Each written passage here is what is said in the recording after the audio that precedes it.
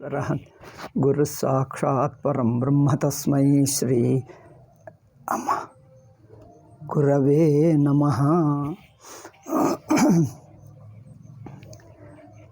ನಾವು ಬ್ರಹ್ಮ ತತ್ವವನ್ನು ಪ್ರತಿಪಾದನ ಮಾಡುವ ವಿಧಿರೂಪ ವಾಕ್ಯಗಳು, ಪಾಸಿಟಿವ್ ವಾಕ್ಯಗಳು, ಅಂದರೆ ಹೀಗಿದ್ದಾನೆ ಎಂದು ಹೇಳುವ ವಾಕ್ಯಗಳು, ಹೀಗಲ್ಲ ಎಂದು ಹೇಳುವ ವಾಕ್ಯಗಳು, ವಿಧಿರೂಪ ವಾಕ್ಯಗಳು, ನಿಷೇಧ ರೂಪ ವಾಕ್ಯಗಳು, ಎರಡು ಬಗೆಯಾದ ವಾಕ್ಯಗಳಿವೆ. ಮೊದಲು ವಿಧಿರೂಪ ವಾಕ್ಯಗಳನ್ನೇ ತಗೊಂಡು ಹೇಳ್ತಾ ಇದ್ದಾನೆ. ಇಲ್ಲಿ ಪ್ರಶ್ನೆ, ವಿಧಿರೂಪ ವಾಕ್ಯಗಳು, ಪಾಸಿಟಿವ್ ವಾಕ್ಯಗಳು ಒಂದಾನೊಂದು ಗುಣವನ್ನು, ವಿಶೇಷವನ್ನು, ಸಂಬಂಧವನ್ನೇ ಹೇಳುತ್ತವೆ. ಅಂದರೆ ಹೇಳುವ ಪರಮಾತ್ಮನಿಗೆ ಒಂದಾನೊಂದು ಗುಣಗಳಿವೆ ಎಂದೇ ಹೇಳುತ್ತವೆ. ಹಾಗಾದರೆ ವಿಧಿಮುಖ ವಾಕ್ಯಗಳು ಸಗುಣ ಬ್ರಹ್ಮವನ್ನೇ ಹೇಳುತ್ತವೋ ಅಥವಾ ನಿರ್ವಿಶೇಷ ಬ್ರಹ್ಮವನ್ನೋ? ಇಂಥದ್ದು ತತ್ಪದಾರ್ಥ ವಿವೇಕ ಮಾಡುವಾಗ ಇಂಥ ವಿಚಾರ ಮಾಡಬೇಕು. ಇದಕ್ಕೆ ಸ್ವಾಮೀಜಿ ಏನು ಹೇಳಿದ್ದಾನೆಂದರೆ, ಭಾಷ್ಯ ಆಧಾರದಿಂದಲೇ ವಿಧಿರೂಪ ವಾಕ್ಯಗಳು ನಿರ್ವಿಶೇಷ ಬ್ರಹ್ಮವನ್ನೇ ಹೇಳುತ್ತವೆ. ನೋಡಲಕ್ಕೆ ಪದಗಳು ಪಾಸಿಟಿವ್ ಆಗಿ ಹೇಳುತ್ತಿದ್ದರೂ ಅಲ್ಲಿ ಸರ್ವಗುಣಗಳನ್ನು ನಿಷೇಧ ಮಾಡಿರುವಂಥ ಸ್ವತಃಸಿದ್ಧ ಅದ್ವಿತೀಯ ಅನುಭವ ರೂಪ ಬ್ರಹ್ಮವನ್ನೇ ಹೇಳುತ್ತಾ ಇವೆ. ಸ್ವತಃಸಿದ್ಧ, ಅದ್ವಿತೀಯ, ಅನುಭವ ರೂಪ, ಈ ಮೂರು ನೆನಪಿಟ್ಕೊಂಡು, ಸ್ವತಃಸಿದ್ಧ, ಅದ್ವಿತೀಯ, ಅನುಭವ ರೂಪ. ತಾನು ಎಂಬ ಅನುಭವ ರೂಪ ಅದ್ವಿತೀಯ ಸ್ವತಃಸಿದ್ಧ ಸ್ವರೂಪವನ್ನೇ ತಿಳಿಸುತ್ತಾ ಇವೆ. ಯಾವುವು? ಎಲ್ಲ ಪದಗಳು. ಅದು ಪಾಸಿಟಿವ್ ಪದಗಳಾಗಬಹುದು, ನೆಗೆಟಿವ್ ಪದಗಳಾಗಬಹುದು. ಅವೆಲ್ಲವೂ ಬ್ರಹ್ಮವನ್ನು ನಿರ್ವಿಶೇಷ ಎಂದೇ ತಿಳಿಸುತ್ತಾ ಇವೆ. ಏಕೆಂದರೆ ವಿಶೇಷ ಅಂದ್ರೇನು? ಒಂದಾನೊಂದು ವಿಶಿಷ್ಟ ಗುಣವನ್ನು ಹೇಳುವುದು ವಿಶೇಷ. ಅಂದರೆ ಹಿಂದಿನ ಪಾಠದಲ್ಲಿ ಹೇಳಿದ್ದೀವಲ್ಲ, ಒಂದು ದೇಶ ವಿಶೇಷ, ಕಾಲ ವಿಶೇಷ, ಗುಣ ವಿಶೇಷ, ಸಂಬಂಧ ವಿಶೇಷ, ಮುಂತಾದ ವಿಶೇಷಗಳು. ದೇಶದಲ್ಲಿ ಅಲ್ಪ ದೇಶಕ್ಕಿಂತ ಹೆಚ್ಚಿನ ದೇಶದಲ್ಲಿರಬಹುದು, ಆದರೂ ಅದು ಪರಿಮಿತವೇ, ಅದು ವಿಶಿಷ್ಟವೇ. ಕಾಲದಲ್ಲಿ ಸ್ವಲ್ಪ ಕಾಲದಲ್ಲಿರುವಕ್ಕಿಂತ ಹೆಚ್ಚಿನ ಕಾಲದಲ್ಲಿರಬಹುದು, ಆದರೂ ಅದು ವಿಶಿಷ್ಟವೇ. ವಸ್ತುಗುಣಗಳಲ್ಲಿ ಸ್ವಲ್ಪ ಅಲ್ಪ ವಸ್ತು ಆಗುವಕ್ಕಿಂತ ಸಮಷ್ಟಿ ಪ್ರಪಂಚನೇ ಆಗಬಹುದು, ಸಮಷ್ಟಿ ಪ್ರಪಂಚ ಆಗಿದ್ದರೂ ವಿಶಿಷ್ಟವೇ. ನೋಡಿ, ಗುಣಗಳು ತಗೊಂಡರೆ ಶಬ್ದಸ್ಪರ್ಶ ರೂಪರಸ ಗುಣಗಳಲ್ಲಿ ಅಲ್ಪ ವಸ್ತು ಬಂದರೆ ಯಾವುದೇ ಅಲ್ಪ ವಸ್ತು, ನಮ್ಮ ದೇಹವು ಸ್ವಲ್ಪ ಮಟ್ಟಿಗೆ ಅಲ್ಪವೇ. ಆದರೆ ಇಡೀ ಪ್ರಪಂಚ ಅಂದರೆ ಅಲ್ಪ ವಸ್ತುವಲ್ಲದೆ ಇಡೀ ಪ್ರಪಂಚವನ್ನು ಸೇರಿಸಿಕೊಂಡರೂ ಅದು ವಿಶಿಷ್ಟವೇ ಆಗುತ್ತದೆ, ನಿರ್ವಿಶೇಷವಾಗುವುದಿಲ್ಲ. ಈಗ ಜ್ಞಾತೃಜ್ಞೇಯ ಸಂಬಂಧವು ಯಾವ ಬಗೆಯಾದ ಸಂಬಂಧ ಇಟ್ಟುಕೊಂಡರೂ ಅದು ವಿಶಿಷ್ಟವೇ ಆಗುತ್ತದೆ. ಆದ್ದರಿಂದ ಇಲ್ಲಿ ಪಾಸಿಟಿವ್ ಪದಗಳು ಅಂದರೆ ವಿಧಿರೂಪ ಪದಗಳು, ವಿಧಿರೂಪ ಪದಗಳೇ ಅಂದರೆ ಯಾವ ಭಾಷೆಯಲ್ಲಾದರೂ ವಿಧಿರೂಪ ಪದಗಳು ಒಂದಾನೊಂದು ವಿಶಿಷ್ಟವನ್ನೇ, ಗುಣವನ್ನೇ ಹೇಳುತ್ತವೆ. ಗುಣವನ್ನು, ಸಂಬಂಧವನ್ನು, ಕ್ರಿಯೆಯನ್ನೇ ಹೇಳುತ್ತವೆ. ಅಂಥದ್ದು ವಿಧಿರೂಪ ವಾಕ್ಯಗಳು ಪರಮಾತ್ಮನನ್ನು ಹೇಗೆ ತಿಳಿಸುತ್ತವೆ ಅಂದರೆ, ನೋಡಲಕ್ಕೆ ವಿಧಿರೂಪವಾಗಿದ್ದರೂ ಸರ್ವ ವಿಶೇಷರಹಿತ ಬ್ರಹ್ಮವನ್ನೇ ತಿಳಿಸುತ್ತವೆ. ಅದು ವಿಶೇಷ. ವೇದಾಂತ ಪ್ರಕ್ರಿಯೆಯಲ್ಲಿ ವಿಶೇಷ ಏನೆಂದರೆ, ನೋಡಲಕ್ಕೆ ವಿಧಿರೂಪ ಪದವಾಗಿದ್ದರೂ ಮನಸ್ಸಿನಿಂದ ಊಹಿಸಿಕೊಳ್ಳತಕ್ಕದ್ದಲ್ಲ, ಮನಸ್ಸನ್ನೇ ದಾಟಿಸಿರುವ ಅನುಭವವನ್ನೇ ಹೇಳುತ್ತದೆ. ಮನಸ್ಸಿನಿಂದ ಊಹಿಸಿಕೊಳ್ಳತಕ್ಕದ್ದಾದರೆ ಒಂದು ಗುಣವನ್ನೋ, ವಿಶೇಷಣವನ್ನೋ, ಸಂಬಂಧವನ್ನೋ ಊಹಿಸಿಕೊಳ್ತದೆ. ಮನಸ್ಸನ್ನು ದಾಟಿಸುವುದು ಅಂದರೆ ಮನಸ್ಸಿನ ಎಲ್ಲ ಬಗೆಯಾದ, ನೋಡಿ, ಮನಸ್ಸನ್ನು ದಾಟಿಸುವುದು ಅಂದರೆ ಇದರ್ಥ ಮಾಡಿಕೊಂಡು, ಮನಸ್ಸನ್ನೇ ಬಳಸದಿರುವುದು ಎಂದರ್ಥ ಅಲ್ಲ. ಮನಸ್ಸನ್ನೇ ಬಳಸದಿರುವುದು ಎಂದರ್ಥ ಅಲ್ಲ. ಮನಸ್ಸು ಬಳಸಿದ್ದರೂ, ಮನಸ್ಸು ಕೆಲಸ ಮಾಡುತ್ತಿದ್ದರೂ ಅದಕ್ಕೆ ತಲುಪಲ್ಲ, ಎಟಕಲ್ಲ, ಅದಕ್ಕೆ ಸಿಗಲ್ಲ ಎಂದರ್ಥ. ಮನಸ್ಸು ಎಷ್ಟು ಬಗೆಯಾಗಿ ಎಷ್ಟು ಸಂಬಂಧಗಳನ್ನಿಟ್ಟುಕೊಂಡು ಎಷ್ಟು ಬಗೆಯಾಗಿ ಯೋಚನೆ ಮಾಡ್ತದೋ ಚಿಂತನೆ ಮಾಡ್ತದೋ ಆ ಎಲ್ಲ ಬಗೆಗಳನ್ನು ದಾಟಿದೆ. ಮನಸ್ಸು ಎರಡು ಬಗೆ ಇರುತ್ತದೆ ನೋಡಿ. ಮನಸ್ಸು ಕೆಲಸ ಮಾಡದೇ ಇರುವುದರಿಂದ ನಿರ್ವಿಕಲ್ಪ ಸಮಾಧಿ. ಪರಮಾತ್ಮ ತತ್ವ ನಿರ್ವಿಕಲ್ಪ ಸಮಾಧಿ ಇಲ್ಲ. ಮನಸ್ಸು ಕೆಲಸ ಮಾಡದೇ ಇರುವುದಲ್ಲ, ಕೆಲಸ ಮಾಡಿದ್ದರೂ ಮನಸ್ಸಿಗೆ ತಲುಪಲ್ಲ, ಮನಸ್ಸನ್ನೇ ದಾಟಿ ಇರುತ್ತದೆ. ಮನಸ್ಸನ್ನೇ ದಾಟಿ ಇರುತ್ತದೆ ಅಂದರೆ ಅರ್ಥವೇನು? ಮನಸ್ಸಿನಿಂದ ಎಷ್ಟು ಕೆಲಸಗಳು, ಎಷ್ಟು ಸಂಬಂಧಗಳು, ಯಾವ ಭಾವಗಳಿರುತ್ತವೋ ಅವುಗಳೆಲ್ಲವಕ್ಕೆ ಮೀರಿ ಇರುತ್ತದೆ. ಹಾಗೆ ಒಂದು ಲೋಟವನ್ನು ಸಮುದ್ರಕ್ಕೆ ದೂರವಿಟ್ಟರೆ ಲೋಟಕ್ಕೆ ಸಮುದ್ರವೇ ಬರಲ್ಲ ಅಲ್ಲವೇ? ಎರಡು ಬಗೆ. ಸಣ್ಣ ಲೋಟ ತಗೊಂಡು 1 ಲೀಟರ್ ಲೋಟ ಸಮುದ್ರಕ್ಕೆ ದೂರ ಇಟ್ಟರೆ ಸಮುದ್ರದ ಒಂದು ನೀರು ಬರಲ್ಲ, ಒಂದು ಚೂರು ಒಂದು ಹನಿಯೂ ಬರಲ್ಲ. ಆದರೆ ಲೋಟನನ್ನು ತಗೊಂಡು ಹೋಗಿ ಸಮುದ್ರದಲ್ಲಿ ಮುಳುಗಿಸಿದ್ದರೆ ಲೋಟವನ್ನು ಮೀರಿ ನೀರಿರುತ್ತದೆ. ಲೋಟಕ್ಕೆ ಒಂದು ಚೂರು ನೀರು ಬರಲ್ಲ ಎಂದು ಹೇಳ್ತೀವೋ, ನೀರು ಬಂದರೂ ಲೋಟವನ್ನೇ ಮುಳುಗಿಸ್ತದೆ, ಲೋಟಕ್ಕೆ ಸಿಗಲ್ಲ. ಲೋಟಕ್ಕೆ ಸಿಗಲ್ಲ ಎಂಬುದು ಎರಡು ಬಗೆ ಹೇಳಬಹುದು. ಸಮುದ್ರವೇ ದೂರವಿದ್ದರೆ ಲೋಟಕ್ಕೆ ಸಿಗಲ್ಲ, ಅಥವಾ ಸಮುದ್ರಕ್ಕೆ ಹತ್ತಿರವಿದ್ದರೂ ಸಮುದ್ರವೇ ಇದನ್ನು ನುಂಗಿಬಿಡುವುದರಿಂದ ಸಮುದ್ರವು ಎಷ್ಟು ದೊಡ್ಡದು, ಎಷ್ಟು ವ್ಯಾಪಕವಾಗಿದೆ ಅಂದರೆ ಲೋಟವನ್ನೇ ಮುಳುಗಿಸಿಬಿಡ್ತದೆ, ಲೋಟವನ್ನೇ ನುಂಗಿಬಿಡ್ತದೆ. ಆದ್ದರಿಂದ ಲೋಟಕ್ಕೆ ಸಿಗಲ್ಲ. ಸಮುದ್ರವು ಲೋಟಕ್ಕೆ ಸಿಗಲ್ಲ ಎಂಬುದು ಎರಡು ಬಗೆ.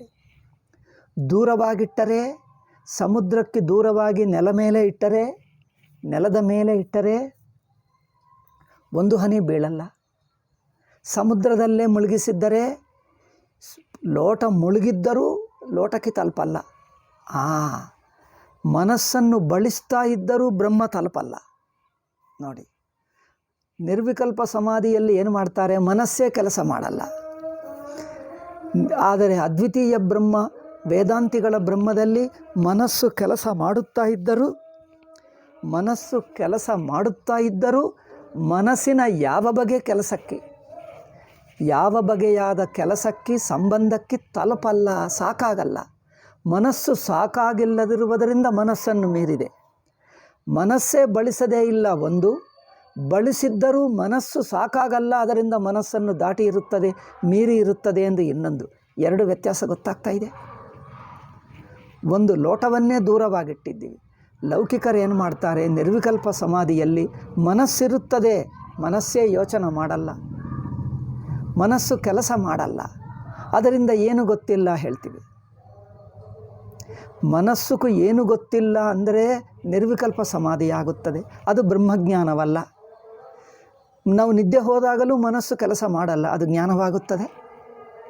ನಿದ್ದೆ ಹೋದರೂ ಅಥವಾ ಮೂರ್ಛದಲ್ಲಿ, ಕೋಮಾ ಅಂದರೆ ಏನಾದರೂ ಔಷಧಿ ತಗೊಂಡರೆ, ಅನಸ್ಥೀಸಿಯಾ ಕೊಡ್ತಾರೆ ನೋಡಿ ಆಪರೇಷನ್ಗೋಸ್ಕರ, ಆವಾಗ ಕೋಮಾ ಬಂದು ಬಿಡ್ತದೆ, ಮೂರ್ಛೆ ಬಂದು ಬಿಡ್ತದೆ. ಅದರಲ್ಲಿ ಮನಸ್ಸಿಗೂ ಏನು ಗೊತ್ತಾಗಲ್ಲ. ಏಕೆ? ಮನಸ್ಸು ಕೆಲಸ ಮಾಡ್ತಾ ಇಲ್ಲ. ಮತ್ತು ಪರಮಾತ್ಮ ಮನಸ್ಸುಗೂ ತಲುಪಲ್ಲ ಅಂದರೆ ಅರ್ಥವೇನು? ಮನಸ್ಸು ಕೆಲಸ ಮಾಡದೇ ಇದ್ದರೆ ಪರಮಾತ್ಮ ಬೇಕೆ, ಯಾವ ಜಗತ್ತೂ ತಲುಪಲ್ಲ. ನೋಡಿ, ನಿರ್ವಿಕಲ್ಪ ಸಮಾಧಿಯಲ್ಲಿ ಮನಸ್ಸು ಕೆಲಸನೇ ಮಾಡ್ತಾ ಇಲ್ಲ, ಅದರಿಂದ ಯಾವ ವಿಷಯವೂ ತಲುಪಲ್ಲ. ಅದರಿಂದ ಬ್ರಹ್ಮನೇ ಗೊತ್ತಾಗಲ್ಲ ಎಂದು ಏಕೆ? ಯಾವ ಪ್ರಪಂಚವೂ ಗೊತ್ತಾಗಲ್ಲ. ಪ್ರಪಂಚದ ಸಣ್ಣ ವಸ್ತುವು ಗೊತ್ತಾಗಲ್ಲ, ದೊಡ್ಡ ವಸ್ತುವು ಗೊತ್ತಾಗಲ್ಲ. ಅಂದರೆ ಅರ್ಥವೇನು? ಏಕೆ ಗೊತ್ತಾಗಲ್ಲ ಅಂದರೆ ಗೊತ್ತಾಗುವ ಮನಸ್ಸೇ ಇಲ್ಲ, ಮನಸ್ಸು ಕೆಲಸನೇ ಮಾಡ್ತಾ ಇಲ್ಲ. ನಿರ್ವಿಕಲ್ಪ ಸಮಾಧಿಯಲ್ಲಿ ಮನಸ್ಸೇ ಕೆಲಸ ಮಾಡಲ್ಲ, ಆದರೆ ಮನಸ್ಸು ಕೆಲಸ ಮಾಡದೆ ಪಕ್ಕಕ್ಕಿರುತ್ತದೆ, ಮನಸ್ಸು ಹೋಗಲ್ಲ. ಆದರೆ ಅದ್ವಿತೀಯ ಬ್ರಹ್ಮ ನಿರ್ವಿಕಲ್ಪ ಸಮಾಧಿಗಿಂತ ಹೆಚ್ಚಿಂದು. ಅದು ಹೇಗೆ? ಮನಸ್ಸು ಕೆಲಸ ಮಾಡುತ್ತಾ ಇದ್ದರೂ ಅದನ್ನು ತಲುಪಲ್ಲ. ಏಕೆ ಅಂದರೆ ಮನಸ್ಸಿನ ಎಲ್ಲ ಬಗೆಯಾದ ಕ್ರಿಯೆಗಳು, ಎಲ್ಲ ಬಗೆಯಾದ ವ್ಯಾಪಾರಗಳು, ಮನಸ್ಸು ಎಷ್ಟು ಬಗೆ ಕೆಲಸ ಮಾಡಲಿ, ಎಷ್ಟು ಬಗೆ ತಿಳ್ಕೊಂಡರೂ ಎಷ್ಟೆಷ್ಟು ತಿಳ್ಕೊಳ್ತದೋ ಅದು ಯಾವುದು ಬ್ರಹ್ಮವಲ್ಲ, ಅದೆಲ್ಲವನ್ನು ಮೀರಿ ಇರುತ್ತದೆ. ಅದರಿಂದ ಮನಸ್ಸು ಕೆಲಸ ಮಾಡಿದ್ದರೂ ತಲುಪಲ್ಲ ಎಂದು ಒಂದು. ಇದಕ್ಕೆ ಇನ್ನೊಂದು, ಎಷ್ಟೇ ಉದಾಹರಣೆಗಳು ತಗೋ. ಒಂದು ಏನೋ ಒಂದು ಇಂಥದ್ದು ಒಂದೇನಿದು 1 ಫೂಟ್ ಸ್ಕೇಲ್ ತೊಗೊಂಡಿದ್ದೀವಿ. ನಾವು ಈ ಸ್ಕೇಲನ್ನು ಬಳಸಲಿಲ್ಲ, ಇದು ಎಷ್ಟಿದೆ ಎಂದು ನಾವು ಅಳತೆ ಮಾಡ್ತಾನೇ ಇಲ್ಲ. ನೋಡಿ, ಅಳತೆ ಮಾಡದಿದ್ದರೆ ನಿರ್ವಿಕಲ್ಪ ಸಮಾಧಿ ಆಗುತ್ತದೆ. ಅಳತೆ ಮಾಡಿದ್ದರೂ ಈ ಅಳತೆಗೂ ತಲುಪಲ್ಲ.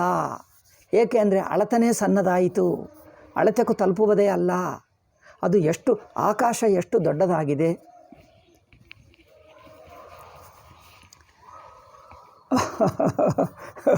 What can I do? I am speaking in Kannada. I am speaking to our people living in Karnataka. I have to speak to them in their language. We will have talks in English separately some other day. So ಈ ಅಳತೆಗೆ ತಲುಪಲ್ಲ, ಈ ಅಳತೆಗೆ ತಲುಪಲ್ಲ. ಆದರೆ ಈ ಅಳತೆಯನ್ನು ಬಳಸಿದ ನಂತರನೂ ತಲುಪಲ್ಲ. 2 ಬಗೆ. ಅಳತೆಯನ್ನು ಬಳಸದೇ ಇದ್ದರೆ ಏನೂ ಗೊತ್ತಾಗಲ್ಲ, ಬ್ರಹ್ಮನೇ ಏಕೆ ಪ್ರಪಂಚವೂ ಗೊತ್ತಾಗಲ್ಲ. ಇದು ಒಂದು ಪದ್ಧತಿ. ಅಳತೆಯನ್ನು ಬಳಸದೇ ಇದ್ದರೆ ಎಷ್ಟಿದೆ ಎನ್ನುವುದು ಏನೂ ಗೊತ್ತಾಗಲ್ಲ. ಆದರೆ ಅಂದರೆ 0 ಆಗುತ್ತದೆ, 0 ಆಗಿಬಿಡ್ತದೆ. ಅಥವಾ ಇನ್ನೊಂದೇನೆಂದರೆ ಅಳತೆಯನ್ನು ಬಳಸಿದ್ದರೂ ಗೊತ್ತಾಗಲ್ಲ. ಅದು ಬ್ರಹ್ಮಜ್ಞಾನ ಅಂದರೆ, ಬ್ರಹ್ಮಸ್ವರೂಪ ಅಂದರೆ ಮನಸ್ಸನ್ನು ಬಳಸಿದ್ದರೂ ತಲುಪಲ್ಲ, ಮನಸ್ಸಿಗೂ ಸಿಗಲ್ಲ. ಏಕೆ? ಮನಸ್ಸು ಸಣ್ಣದಾಗಿ ಬಿಟ್ಟಿದೆ. ಇಂಥ 1 ಫೂಟ್ ತಗೊಂಡು ಬಿಟ್ಟರೆ ಅದು ಎಷ್ಟು ಅನಂತವಾಗಿದೆ ಅಂದರೆ, ಮನಸ್ಸು ವಿವಿಧ ಅಳತೆಗಳನ್ನು ಯೋಚನೆ ಮಾಡ್ತದೆ, ವಿವಿಧ ಅಳತೆಗಳನ್ನು ತಿಳ್ಕೊಳ್ತದೆ. ಅದು ಪರಮಾತ್ಮ ಯಾವ ಅಳತೆಗೂ ತಲುಪಲ್ಲ, ಯಾವ ಅಳತೆನೂ ಇಲ್ಲ ಅವರಿಗೆ. ಎಲ್ಲ ಅಳತೆಗಳನ್ನು ಮೀರಿದ್ದಾನೆ. ಆದ್ದರಿಂದ ಮನಸ್ಸು ಅಲ್ಲಿ ಮನಸ್ಸು ಬಳಸಿದ್ದರೂ ಅದು ವಿಫಲವಾಗುತ್ತದೆ, ಕೆಲಸಕ್ಕೆ ಬರಲ್ಲ. ಮನಸ್ಸನ್ನು ಬಳಸಿದ್ದರೂ ಅದು ಕೆಲಸಕ್ಕೆ ಬರಲ್ಲ ಅಂದರೆ ಮನಸ್ಸು ಅಯೋಗ್ಯವಾಗುತ್ತದೆ, ಅಸಮರ್ಥವಾಗುತ್ತದೆ ಅಲ್ಲವೇ? ಅದು ಒಂದು. ಮನಸ್ಸನ್ನೇ ಮನಸ್ಸನ್ನು ಬಳಸಿದ್ದರೆ ಏನೋ ಅಲ್ಪ ಸ್ವಲ್ಪ ಗೊತ್ತಾಗ್ತಿತ್ತೆ. ಮನಸ್ಸನ್ನು ಬಳಸಿದ್ದರೆ ಸ್ವಲ್ಪ ಸ್ವಲ್ಪ ಆದರೂ ಗೊತ್ತಾಗ್ತಿತ್ತು. ಮನಸ್ಸಿಗೂ ಎಷ್ಟು ಸಾಮರ್ಥ್ಯವಿದೆಯೋ ಅಷ್ಟು ಗೊತ್ತಾಗ್ತಿತ್ತು. ಆದರೆ ಮನಸ್ಸನ್ನೇ ಬಳಸದಿದ್ದರೆ ಸಣ್ಣದು ಗೊತ್ತಾಗಲ್ಲ, ದೊಡ್ಡದು ಗೊತ್ತಾಗಲ್ಲ, ಸ್ವಲ್ಪ ಇದ್ದರೂ ಗೊತ್ತಾಗಲ್ಲ. ಮನಸ್ಸನ್ನು ಬಳಸಿದ್ದರೆ ಸ್ವಲ್ಪ ಸ್ವಲ್ಪನೇ ಗೊತ್ತಾಗ್ತದೆ, ಅನಂತ ಸಿಗಲ್ಲ. ಮನಸ್ಸಿನ ಸಾಮರ್ಥ್ಯವನ್ನೇ ದಾಟಿದೆ, ಅದರಿಂದ ಸಿಗಲ್ಲ. ಹಾಗೆ ಏನು ಹೇಳ್ತದೆ ఇది కన్నడలో జరుగుతుందండి. మీకు తెలుగు మీకు కన్నడలో అర్థం కాదు.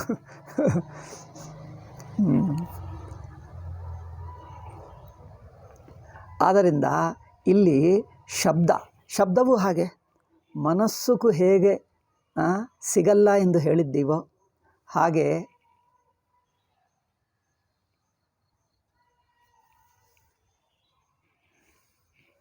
ಓಕೆ, ಲೆಟ್ ಮಿ ಕಂಟಿನ್ಯೂ ಮೈ ಪ್ರವಚನ.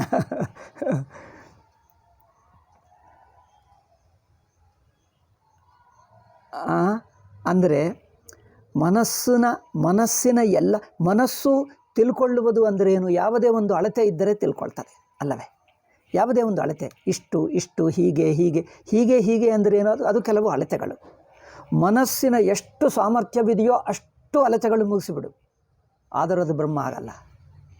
ಅಂದರೆ ಮನಸ್ಸು ಎಲ್ಲ ಬಗೆಯಾದ ಅಳತೆಗಳನ್ನು ಮಾಡಿ ಕೊನೆಗೂ ಮನಸ್ಸೇ ಸರ್ವ ಅಸಮರ್ಥವಾಗಿ ಬಿಡ್ತದೆ. ಅನಂತವಾಗಿದೆ ಅಂದರೆ ಎಷ್ಟು ಮೀಟರ್ ಎಷ್ಟು ತಗೊಂಡರೂ, ಮೀಟರ್ಗಳು ಕಿಲೋಮೀಟರ್ಗಳು ಎಷ್ಟು ತಗೊಂಡರೂ ಅನಂತವು ತಲುಪುವುದೇ ಅಲ್ಲ. ಹಾಗೆ ಬ್ರಹ್ಮ ಅನಂತವಾಗುವುದರಿಂದ ಏನೂ ಗೊತ್ತಾಗಲ್ಲ. ಆದ್ದರಿಂದ ಮನಸ್ಸನ್ನು ಬಳಸಿದ್ದರೂ ಅದು ಗೊತ್ತಾಗಲ್ಲ. ಏಕೆ ಅಂದರೆ ಮನಸ್ಸು ಪರಮಾತ್ಮನ ಒಂದು ಅಂಶವನ್ನು, ಒಂದು ತುಂಡನ್ನು ಹೇಳ್ತದೆ ಹೊರತು ಒಟ್ಟು ಪರಮಾತ್ಮನನ್ನು ತಿಳಿಸಲ್ಲ. ಒಂದು ತುಂಡನ್ನೇ ಹೇಳ್ತದೆ. ಅಂದರೆ ಪರಮಾತ್ಮಕ ತುಂಡುಗಳಿಲ್ಲವಲ್ಲ ಅಂದರೆ ತುಂಡನ್ನು ಕಲ್ಪಿಸಿ ತಿಳ್ಕೊಳ್ತದೆ, ಅಧ್ಯಾರೋಪ ಮಾಡ್ತದೆ, ಅಧ್ಯಾಸ ಮಾಡ್ತದೆ. ಅದರಿಂದ ಮನಸ್ಸು ತಿಳ್ಕೊಳ್ಳುವುದಲ್ಲ, ಪರಮಾತ್ಮನಲ್ಲಿ ಕಲ್ಪಿತ ರೂಪಗಳು, ಅಧ್ಯಾರೋಪಿತ ಅಂಶಗಳನ್ನೇ ತಿಳ್ಕೊಳ್ತದೆ. ಮೂಲ ಸ್ವರೂಪವನ್ನು ತಿಳ್ಕೊಳ್ಳಲ್ಲ. ಮೂಲ ಸ್ವರೂಪವನ್ನು ತಿಳ್ಕೊಳ್ಳುವಕ್ಕೆ ಹೋದರೆ ಮನಸ್ಸು ಪ್ರಯತ್ನ ಮಾಡಿ ತನ್ನ ಪ್ರಯತ್ನಗಳೆಲ್ಲ ಮುಗಿದು ಹೋಗಿ ಈಗ ಇಷ್ಟೇ ನಾನು ಇದಕ್ಕಿಂತ ಹೆಚ್ಚು ಮಾಡೋಕ್ಕಾಗಲ್ಲ, ನಾನು ಇಷ್ಟೇ ಇದ್ದೇನೆ ಎಂದು ಮನಸ್ಸಲ್ಲಿ ಮುಗಿದು ಹೋಗುತ್ತದೆ. ನಾನು ಇಷ್ಟೇ ನೋಡು, ಕೈಗಿಂತ ಸಣ್ಣದಿದ್ದರೆ ಇಷ್ಟು ಹೇಳ್ತೀವಿ ಅಲ್ಲವೇ, ಇಷ್ಟಿದೆ ಹೇಳ್ತೀವಿ. ಅಥವಾ 2 ಕೈಗಳಲ್ಲಿ ಇಷ್ಟು ಹೇಳ್ತೀವಿ. 2 ಕೈಗಳನ್ನು ತೋರಿಸು ಪೂರ್ತಿ ಇಷ್ಟು ಹೇಳ್ತೀವಿ. ಇದಕ್ಕಿಂತ ಹೆಚ್ಚಿದ್ದರೆ ಸುಮ್ಮನೆ ಕೂತಿರ್ತಾನೆ ಅಲ್ಲವೇ, ಇದಕ್ಕಿಂತ ಹೆಚ್ಚಿದ್ದರೆ ಸುಮ್ಮನೆ ಕೂತಿರ್ತಾನೆ. ಏನಪ್ಪ ತೋರಿಸ್ತಾ ಇಲ್ಲ, ತೋರಿಸು. ಕೈಗೆ ತಲುಪಲ್ಲವಲ್ಲ, ಹೇಗೆ ತೋರಿಸೋದು? ನೋಡಿ, ಕೈಗೆ ತಲುಪಿದ್ದರೆ ಇಷ್ಟೇ ಎಂದು ಹೇಳ್ತೀವಿ. ಇಷ್ಟೋ ಎಷ್ಟಿದ್ದರೆ ಅಷ್ಟು, ಇಷ್ಟು ಹೇಳ್ತೀವಿ. ಆದರೆ ಕೈಗಳು ಎಷ್ಟು ಚಾಚಿದ್ದರು, ಎಷ್ಟು ಸ್ಟ್ರೆಚ್ ಮಾಡಿದ್ದರು, ಕೈಗಳ ಮ್ಯಾಕ್ಸಿಮಮ್ ಸ್ಟ್ರೆಚ್ಚಿಂಗ್, ಕೈಗಳ ಅತಿ ಹೆಚ್ಚಾಗಿ ಚಾಚಿದ್ದರು ಅದನ್ನು ದಾಟಿದೆ, ಅದನ್ನು ಮೀರಿದೆ, ಕೈಯನ್ನು ಮಾಡೋಕ್ಕಾಗಲ್ಲ. ಅಂದರೆ ಕೈ ಕೆಲಸ ಮುಗಿಯಿತು. ಈಗ ಕೈಗೆ ತಲುಪುವುದು ಎಷ್ಟಿದೆಯೋ ಅದಕ್ಕಿಂತನೂ ಮೀರಿದೆ, ಕೈಯೇ ಮುಳುಗಿ ಹೋಯಿತು. ಅದರಲ್ಲಿ ಬ್ರಹ್ಮ ಎಷ್ಟು ವ್ಯಾಪಕವಾಗಿದ್ದಾನೆಂದರೆ ವ್ಯಾಪಕ ಬ್ರಹ್ಮದಲ್ಲಿ ಕೈಯೇ ಮುಳುಗಿ ಹೋಯಿತು. ಈ ಅರ್ಥದಲ್ಲಿ ಮನಸ್ಸು ಬ್ರಹ್ಮವನ್ನು ತಲುಪಲ್ಲ, ಮನಸ್ಸನ್ನು ಮೀರಿ ಇದೆ ಬ್ರಹ್ಮ. ಅಂದರೆ ಮನಸ್ಸನ್ನು ಮುಳುಗಿಸ್ತಾನೆ, ತನ್ನಲ್ಲೇ ಸೇರಿಸ್ಕೊಳ್ತಾನೆ, ಅದು ಅದ್ವೈತ ಬ್ರಹ್ಮ. ನಿರ್ವಿಕಲ್ಪ ಸಮಾಧಿಯಲ್ಲಿ ಮನಸ್ಸೇ ಕೆಲಸ ಮಾಡಲ್ಲ, ಇಷ್ಟೋ ಏನೂ ಹೇಳಲ್ಲ, ಅದು ಶೂನ್ಯ ಆಗುತ್ತದೆ, 0 ಆಗಿಬಿಡ್ತದೆ. ಮನಸ್ಸು ನಿರ್ವಿಕಲ್ಪ ಸಮಾಧಿ 0 ಆದರೆ ಬ್ರಹ್ಮವೇನೋ ಅನಂತವಾಗುತ್ತದೆ ಅಲ್ಲವೇ. ಅನಂತಕ್ಕೆ 0ಕ್ಕೆ ವ್ಯತ್ಯಾಸ ನೋಡಿ. 0 0 ಆಗುತ್ತದೆ, ಅನಂತ ಇನ್ಫಿನಿಟ್ ಆಗುತ್ತದೆ. ಇನ್ಫಿನಿಟ್ಗೆ 0ಕ್ಕೆ ವ್ಯತ್ಯಾಸ ಇದೋ ಇಲ್ಲವೋ? ಹಾಗೆ ಆದ್ದರಿಂದ ಶಬ್ದ, ಈ ಪಾಸಿಟಿವ್ ವರ್ಡ್ಸ್ ಅಂದ್ರೇನು? ವಿಧಿರೂಪ ಪದಗಳು ಇಷ್ಟು ಒಂದು ಏನೋ ತಮ್ಮ ಪರಿಮಾಣ, ತಮ್ಮ ಗುಣಗಳು ತಿಳಿಸುತ್ತವೆ. ಆದರೆ ಕೆಲವು ವಿಶಿಷ್ಟ ಪದಗಳನ್ನು ವೇದಾಂತ ಬಳಸುತ್ತದೆ. ಉಪನಿಷತ್ತುಗಳು ಒಂದೇನು ಹೇಳಿದ್ದೀವಿ? ಸತ್ತೆಂದು ಹೇಳಿದ್ದೀವಿ. ಸತ್ತೆಂಬ ಮಾತನ್ನು, ಸತ್ತಂದರೆ ಇರವೆಂಬ ಮಾತನ್ನು ಹೇಗೆ ಬಳಸ್ತದಂದರೆ, ಅದು ಯಾವ ಪರಿಮಿತ ಸತ್ತಲ್ಲ. ಇಷ್ಟು ಸತ್ತಂದರೆ ಇರುವುದಂದರೆ ಎಷ್ಟಿರುವುದು? ಇಷ್ಟ ಹೀಗಿರುವುದಾ ಹಾಗಿರುವುದಾ? ನೋಡಿ, ಇರುವಿಕೆಗಳನ್ನು ನಾವು ಬಗೆ ಇರುವಿಕೆಗಳನ್ನು ನೋಡಿದ್ದೇವೆ. ಪುಸ್ತಕ ಒಂದು, ಗೋಡೆ ಒಂದು, ಮರ ಒಂದು, ಇನ್ನೇನು ಮನುಷ್ಯ ಒಂದು, ಟೇಬಲ್ ಒಂದು, ಇದೆಲ್ಲ ಬಗೆ ಇರುವುಗಳಂದರೆ ಪದಾರ್ಥಗಳು ಅಷ್ಟೇ. ಇರುವುಗಳಂದರೆ ಯಾವುದೇ ಒಂದು ಅನುಭವಕ್ಕೆ ಬಂದರೆ, ಮನಸ್ಸುಗೂ ಇಂದ್ರಿಯಕ್ಕೆ ಊಹಿಸಿಕೊಳ್ಳತಕ್ಕದ್ದಾದ ಅನುಭವವಾದರೆ ಅದು ಇರವು ಅಲ್ಲವೇ. ಮನಸ್ಸಿಗೆ ಗೊತ್ತಾಗುವ ಅನುಭವಗಳು ಅದೆಲ್ಲ ಇರವೆ. ಇರುವುಗಳು ಎಷ್ಟು ಬಗೆ ಇವೆ ನೋಡಿ, ಎಷ್ಟು ಬಗೆ ಇವೆ. ಒಟ್ಟು ಪ್ರಪಂಚವನ್ನು ತಿಳ್ಕೊಳ್ತೀವಿ, ಅದು ಒಂದು ಬಗೆಯಾದ ಇರುವೆ. ಆದರೆ ಪರಮಾತ್ಮನ ಇರವು ಮನಸ್ಸಿನಿಂದ ಗೊತ್ತಾಗುವಂಥ ಪರಿಮಾಣಗಳು, ಗುಣಗಳು, ಸಂಬಂಧಗಳಲ್ಲ. ಅಂದ್ರೇನು? ಇಷ್ಟು ಎಂದು ಒಂದಾನೊಂದು ದೇಶದಲ್ಲಿದೆ, ಕಾಲದಲ್ಲಿದೆ, ಗುಣದಲ್ಲಿದೆ. ಇವೆಲ್ಲ ಇರವುಗಳನ್ನು ಒಂದಾನೊಂದು ಪರಿಮಾಣದಲ್ಲಿ, ಪರಿಮಿತದಲ್ಲಿ ತಿಳ್ಕೊಳ್ತಾ ಇದ್ದೇವೆ. ಆದರೆ ಸತ್ತನ್ನುವುದು, ಸದ್ಬ್ರಹ್ಮ ಅಂದರೆ ಸತ್ತೆನ್ನುವುದು ಪ್ಯೂರ್ ಸತ್ತು ಹೇಳುತ್ತಾ ಇದೆ. ಸತ್ತಂದರೆ ಇರವು. ಎಷ್ಟು ಇರವು ಎಂದು ಹೇಳುತ್ತಾ ಇಲ್ಲ, ಯಾವ ಬಗೆ ಇರವು ಎಂದು ಹೇಳುತ್ತಾ ಇಲ್ಲ. ಯಾವ ಬಗೆ ಇರವು, ಎಷ್ಟು ಇರವು, ಇಷ್ಟ ಅದು ಪರಿಮಾಣ ಹೇಳ್ತಾ ಇಲ್ಲ. ಯಾವ ಬಗೆ ಅಂದರೆ ವಿಶೇಷಣ ಹೇಳ್ತಾ ಇಲ್ಲ. ಯಾವ ಬಗೆ ಇರವು, ಎಷ್ಟು ಇರವು ಎರಡೂ ಹೇಳ್ತಾ ಇಲ್ಲ. ಇರವು ಸುಮ್ಮನೆ ಹೇಳ್ತದೆ. ಇರವು ಅಂದರೆ ನಾವು ಯೋಚನೆ ಮಾಡ್ತೀವಿ, ಎಷ್ಟು, ಎಲ್ಲಿ ನೋಡಿ. ಎಲ್ಲಿ ಅಂದರೆ ಎಲ್ಲಿ ಎಂದು ಹೇಳ್ತಾ ಇಲ್ಲ. ಸ್ಥಾನದ ಇರವು ಹೇಳ್ತಾ ಇಲ್ಲ. ಯಾವಾಗ, ಕಾಲದ ಇರವು ಹೇಳ್ತಾ ಇಲ್ಲ. ಎಷ್ಟು, ಪರಿಮಾಣ ಹೇಳ್ತಾ ಇಲ್ಲ. ಇರವು ಬಟ್ ಪರಿಮಾಣದ ಇರವಲ್ಲ, ಒಂದು ಬಗೆಯಾದ ಇರವಲ್ಲ, ಪರಿಮಾಣದ ಇರವಲ್ಲ, ಒಂದು ಜಾಗದ ಇರವಲ್ಲ, ಒಂದು ಕಾಲದ ಇರವಲ್ಲ. ಯಾವ ತರಹ ಇರುವು? ಇವು ಯಾವುದಕ್ಕೆ ತಲುಪದೆ ಇವುಗಳೆಲ್ಲ ಅದರಲ್ಲಿ ಮುಳುಗಿ ಹೋಗುತ್ತವೆ.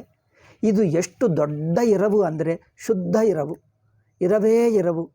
ಅದಕ್ಕೆ ಎಷ್ಟು ಎನ್ನುವುದು ಅಳತೆ ಹೇಳಕ್ಕಾಗದ ಇರುವಂಥ ಇರವು. ಅಳತೆ ಇಲ್ಲ. ಅಷ್ಟು ಇಷ್ಟು, ಅಲ್ಲಿ ಇಲ್ಲಿ, ಹಾಗೆ ಹೀಗೆ ಯಾವ ಸಂಬಂಧಗಳನ್ನು ಹೇಳಕ್ಕಾಗದೇ ಇರುವಂಥ ಇರವು, ಅದು ಸತ್ತು. ಆ ಸತ್ತು ಎಷ್ಟು ಅಂದರೆ ಎಲ್ಲ ಅಳತೆಗಳು ಅದರಲ್ಲಿ ಮುಳುಗಿ ಹೋಗ್ತವೆ. ಎಲ್ಲ ವಿಶೇಷಣಗಳು ಅದರಲ್ಲಿ ಮುಳುಗಿ ಹೋಗ್ತವೆ, ಎಲ್ಲ ಸಂಬಂಧಗಳು ಮುಳುಗಿ ಹೋಗ್ತವೆ. ಇಷ್ಟು ಇಷ್ಟು ಇಷ್ಟು ಅಂದರೆ ನೀವು ಹೇಳು, ಇನ್ನೂ ಹೇಳು, ಇನ್ನೂ ಹೆಚ್ಚು, ಇನ್ನೂ ಹೆಚ್ಚು, ಇನ್ನೂ ಹೆಚ್ಚು, ಇನ್ನೂ ಅಂದರೆ ಈಗ ಹೇಳೋಕ್ಕಾಗಲ್ಲ. ಮನಸ್ಸೇ ಮುಳುಗಿ ಹೋಯಿತು. ಅಷ್ಟು. ಯಾವಾಗ ಮನಸ್ಸೇ ಮುಳುಗಿ ಹೋಯಿತೋ ಅದು ಸ್ವತಃ ಸಿದ್ಧ. ಅಂದರೆ ಮನಸ್ಸು ಇನ್ನು ಕೆಲಸಕ್ಕೆ ಬಾರಲ್ಲ, ಮನಸ್ಸನ್ನು ಮೀರಿದೆ ಈ ತರಹ ಇರವು. ಆಯಿತಾ? ಎಲ್ಲಕ್ಕಿಂತ ದೊಡ್ಡ ಇರವು ಯಾವುದು ಹೇಳಿ? ಎಚ್ಚರಾವಸ್ಥೆ. ಎಚ್ಚರ ಎಲ್ಲಕ್ಕಿಂತ ದೊಡ್ಡದು. ಈಗ ಎಚ್ಚರಕ್ಕಿಂತ ದೊಡ್ಡದು ಊಹಿಸ್ಕೊಳ್ಳೋಕ್ಕಾಗಲ್ಲ. ಮನಸ್ಸಿನಿಂದ ಊಹಿಸುವ ಇರವು ಎಲ್ಲಕ್ಕಿಂತ ದೊಡ್ಡದು ಎಚ್ಚರಾವಸ್ಥೆ ಅಲ್ಲವೇ? ಮನಸ್ಸು ಎಚ್ಚರ ಅವಸ್ಥೆ ಒಳಗಿನ ಪದಾರ್ಥಗಳನ್ನು ತಿಳ್ಕೊಳ್ತದೆ. ಇಷ್ಟಿದೆ, ಇಷ್ಟಿದೆ, ಹೀಗಿದೆ, ಹೀಗಿದೆ, ಇಷ್ಟಿದೆ, ಇಷ್ಟಿದೆ, ಹೀಗಿದೆ, ಹಾಗಿದೆ, ಹೀಗಿದೆ, ಇಷ್ಟಿದೆ, ಅಷ್ಟಿದೆ, ಇಷ್ಟೇ ಹೇಳ್ತದೆ ಅಲ್ಲವೇ? ಒಟ್ಟು ಎಚ್ಚರ ಅಂದರೆ ಅರ್ಥವೇನು? ಒಟ್ಟು ಎಚ್ಚರ ಅಂದರೆ ಒಟ್ಟು ಮನಸ್ಸು ಅಷ್ಟೇ. ಒಟ್ಟು ಎಚ್ಚರ ಅಂದರೆ ಏನು? ಮನಸ್ಸಿನ ಒಳಗಿನ ಸ್ವಲ್ಪ ಸ್ವಲ್ಪ, ಅಲ್ಪ ಸ್ವಲ್ಪ ಅಲ್ಲ, ಒಟ್ಟು ಮನಸ್ಸು ತಗೊಂಡಿದ್ದೇವೆ. ಅಂದರೆ ಮನಸ್ಸನ್ನು ವಿಂಗಡ ಮಾಡ್ತಾ ಇಲ್ಲ. ಇಷ್ಟು ಇಷ್ಟು ಅಂದರೂ ಅಲ್ಪ ಸ್ವಲ್ಪಗಳು ವಿಂಗಡ ಮಾಡ್ತಾ ಇಲ್ಲ. ಒಟ್ಟು ಪ್ರಪಂಚ, ಒಟ್ಟು ಎಚ್ಚರಾವಸ್ಥೆ ಅಂದರೆ ಒಟ್ಟು ಮನಸ್ಸಾಯಿತು. ಇಂಕಷ್ಟೇ. ಈಗ ಅದನ್ನು ವಿಂಗಡ ಮಾಡೋಕ್ಕಾಗಲ್ಲ. ಮನಸ್ಸನ್ನು ವಿಂಗಡ ಮಾಡಿ ಒಂದೊಂದು ವೃತ್ತಿ ಅಂತ ತಗೊಂಡರೆ ಒಂದೊಂದು ಅಲ್ಪ ಪರಿಮಾಣಗಳು ಇಷ್ಟು ಇಷ್ಟು ಇಷ್ಟು ಪರಿಮಾಣಗಳಾಗುತ್ತವೆ ಅಲ್ಲವೇ? ಅಷ್ಟು ಇಷ್ಟು ಪರಿಮಾಣಗಳಾಗುತ್ತವೆ. ಆದರೆ ಒಟ್ಟು ಮನಸ್ಸಂದರೆ ಅರ್ಥವೇನು?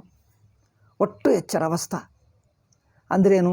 ಮನಸ್ಸನ್ನು ಒಟ್ಟಾಗಿ ತಗೊಂಡಿದ್ದೀರಿ, ಮನಸ್ಸನ್ನು ಸ್ವಲ್ಪ ಸ್ವಲ್ಪ ಅಲ್ಪ ಸ್ವಲ್ಪ ಬಳಸ್ತಾ ಇಲ್ಲ, ಇಷ್ಟಿಷ್ಟನ್ನೇ ಬಳಸ್ತಾ ಇಲ್ಲ, ಒಟ್ಟು ಮನಸ್ಸು ತಗೊಂಡಿದ್ದೀರಿ. ಅಂದರೆ ಒಂದೇ ಪ್ರಯತ್ನದಲ್ಲಿ, ಒನ್ ಸ್ಟ್ರೋಕ್ನಲ್ಲಿ, ಒಂದೇ ಪ್ರಯತ್ನದಲ್ಲಿ ಮನಸ್ಸಿನ ಅರಿವು ಒಂದೇ ಪ್ರಯತ್ನದಲ್ಲಿ ಆಗ್ತಾ. ಅಂದರೆ ಏನು? ಮನಸ್ಸಿನಿಂದ ಎಷ್ಟಾಗ್ತದೋ ಅಷ್ಟೆಲ್ಲ ಒಂದೇ. ಈಗ ಅದಕ್ಕಿಂತ ಏನು ಉಳಿಸಲೇ ಇಲ್ಲ. ಸ್ವಲ್ಪ ವೃತ್ತಿ, ಅಲ್ಪ ಸ್ವಲ್ಪ ವೃತ್ತಿ ಆದರೆ ಇದು ತಗೊಂಡಿದ್ದೇವೆ, ಇದು ತಿಳ್ಕೊಂಡಿದ್ದೇವೆ, ಇನ್ನೊಂದು ಉಳಿದಿದೆ, ಇನ್ನೊಂದು ಉಳಿದಿದೆ, ಇನ್ನೊಂದು ಉಳಿದಿದೆ, ಅದ ನಂತರ ಇನ್ನೊಂದು ನಂತರ ಇನ್ನೊಂದು, ಹಾಗೆ ತಿಳ್ಕೊಳ್ತೀವಿ. ಅಲ್ಪ ವೃತ್ತಿಯಿಂದ ತಿಳ್ಕೊಳ್ಳಬೇಕಾದರೆ ಒಂದು ನಂತರ ಇನ್ನೊಂದು, ಒಂದು ನಂತರ ಇನ್ನೊಂದು ತಿಳ್ಕೊಳ್ತೀವಿ. ಅಲ್ಪ ಸ್ವಲ್ಪ ಅಲ್ಲ, ಒಟ್ಟು ತಗೊಂಡಿದ್ದೇವೆ ಪ್ರಪಂಚ. ಒಟ್ಟು ತಗೊಂಡಂದ್ರೇನು? ಒಟ್ಟು ಮನಸ್ಸನ್ನು ಒಂದೇ ಪ್ರಯತ್ನದಲ್ಲಿ, ಒಟ್ಟು ಮನಸ್ಸಿನಿಂದ ಒಂದೇ ಪ್ರಯತ್ನ. ಈಗ ಎರಡನೇ ಪ್ರಯತ್ನಕ್ಕೆ ಮನಸ್ಸು ಉಳಿಯಲಿಲ್ಲ. ಮನಸ್ಸು ತುಂಡಾಗಿದ್ದರೆ ಸ್ವಲ್ಪ ಸ್ವಲ್ಪ ತಿಳ್ಕೊಳ್ತೀವಿ. ಒಟ್ಟು ಮನಸ್ಸು, ಇಡೀ ಪ್ರಪಂಚ ಎಚ್ಚರ ಅವಸ್ಥೆ ಅಂದರೆ ಒಟ್ಟು ಮನಸ್ಸು. ಈಗ ಅದಕ್ಕಿಂತ ದೊಡ್ಡದಿಲ್ಲ. ಏಕೆಂದರೆ ಒಟ್ಟು ಮನಸ್ಸನ್ನು ಬಳಸಿಬಿಟ್ಟಿದ್ದೀವಲ್ಲ, ಪೂರ್ತಿ ಮನಸ್ಸನ್ನು ಬಳಸಿಬಿಟ್ಟಿದ್ದೇವೆ. ಈಗ ಅದಕ್ಕಿಂತ ಹೆಚ್ಚಿಲ್ಲ. ಈಗ ಅದಕ್ಕಿಂತ ಹೆಚ್ಚು ಅಂದರೆ ಮನಸ್ಸೇ ಮುಳುಗಿ ಹೋಗ್ತದೆ. ಇಂಕಷ್ಟೇ, ಮನಸ್ಸೇ ಮುಳುಗಿ ಹೋಗುವುದು. ಈಗ ಅದಕ್ಕಿಂತ ಹೆಚ್ಚು ಅವಕಾಶವಿಲ್ಲ. ಹಾಗೆ ಅಂದರೆ ಇರವುಗಳನ್ನು ಇಷ್ಟು ಇಷ್ಟು ಎಂದು ತಿಳ್ಕೊಂಡಿದ್ದೇವೆ. ಆ ಯಾವ ಇರವುಗಳೆಲ್ಲ ವೃತ್ತಿಯಿಂದ, ಮನಸ್ಸಿನ ವೃತ್ತಿ, ಮನಸ್ಸಿನ ಪ್ರತ್ಯಯ, ಮನಸ್ಸಿನ ವೃತ್ತಿಯಿಂದ ಗೊತ್ತಾಗುವ ಇರವುಗಳೆಲ್ಲ ಇಷ್ಟಿಷ್ಟು ಇಷ್ಟಿಷ್ಟು ಎಂದು ತಿಳ್ಕೊಳ್ತೀವಿ. ಈಗ ಏನು ಮಾಡಿದ್ದೀವಿ? ಒಟ್ಟು ಮನಸ್ಸು ನೋಡಿದ್ದೀವಿ. ಒಟ್ಟು ಮನಸ್ಸಿನಿಂದ ಅಂದ್ರೇನು? ಒಟ್ಟು ಪ್ರಪಂಚ, ಒಟ್ಟು ಅವಸ್ಥಾ ಅಂದರೆ ಎಲ್ಲ ಭೂತ, ವರ್ತಮಾನ, ಭವಿಷ್ಯತ್ತು, ಕಾಲ, ಅಲ್ಲಿ ಇಲ್ಲಿ ಎಂಬ ಒಟ್ಟು ದೇಶ, ಒಟ್ಟು ಕಾಲ, ಒಟ್ಟು ವಸ್ತುಗಳು, ಓಲ್ ಪ್ರಪಂಚ ಬಂದುಬಿಟ್ಟಿತು. ಪೂರ್ಣ ಪ್ರಪಂಚ, ಇಡೀ ಪ್ರಪಂಚ ಬಂದುಬಿಟ್ಟಿತು, ನಿಖಿಲ ಪ್ರಪಂಚ ಬಂದುಬಿಟ್ಟಿತು ಅಲ್ಲವೇ? ಅಂದ್ರೇನು?